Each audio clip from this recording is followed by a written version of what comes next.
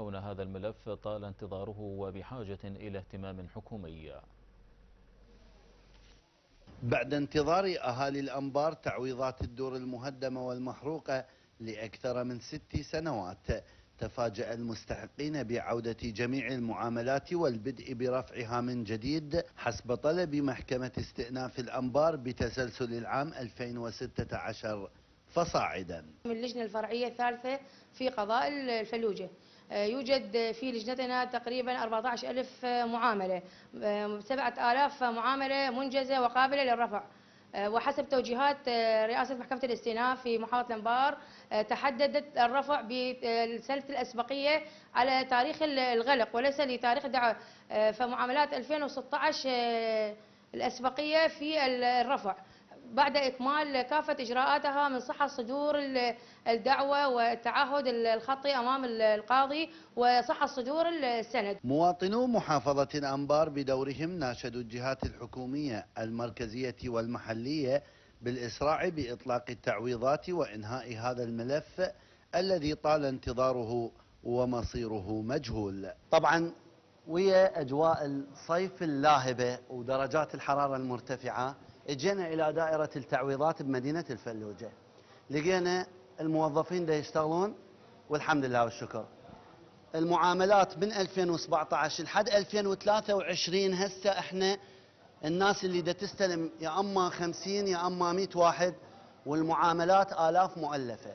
الحج هنا من 2005 ولحد هذه اللحظة ما مستلم تعويض لا من دائرة الشهداء ولا بيوت اثنين هن المحروقة. عنده رسالة يريد يوصلها، تفضل حجي. اي والله عندي رسالة علمنا اوصلها. المسؤول، من هو المسؤول بالدولة؟ رئيس الوزراء. رئيس الوزراء، يا رئيس يا سيادة رئيس الوزراء، عندي رسالة لك.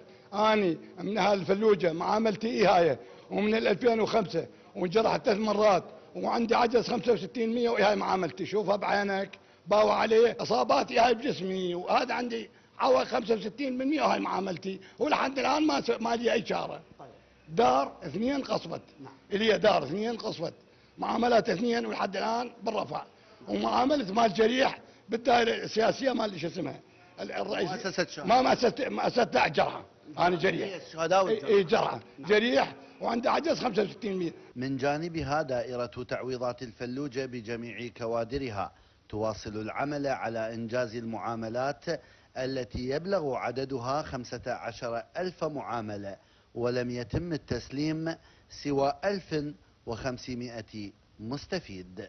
أوجه رسالتي إلى أهلي في قضاء الفلوجة وفي محافظة الأنبار عامة بالتحلي بالصبر حاليا لكون كثرة المعاملات المتراكمة لدينا وعلى السنوات الأسبقية، ويعني بدأت المعاملات على الأسبقية 2016 وبعدها نباشر بال 17. دائرة الفلوجة تمشي بصورة صحيحة حسب التسلسل الماشي، بس التقسيم من دائرة بغداد من 2017 اني لحد الان ما عملت مطالعة، هسه جيت مناقة وان شاء الله منجز معاملتك.